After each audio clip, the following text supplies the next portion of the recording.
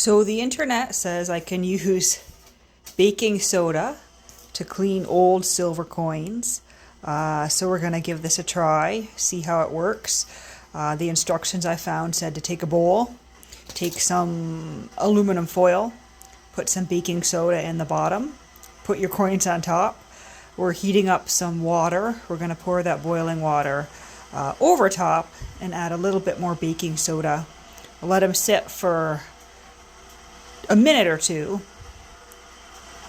Let it cool down a bit, and then we're going to take our coins out, and they're going to be fairly hot, I would think, and just give it a gentle wipe with a cloth.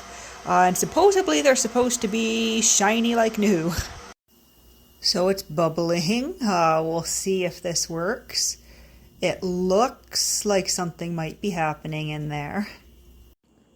Okay, so this is what they look like. That all came off the coins.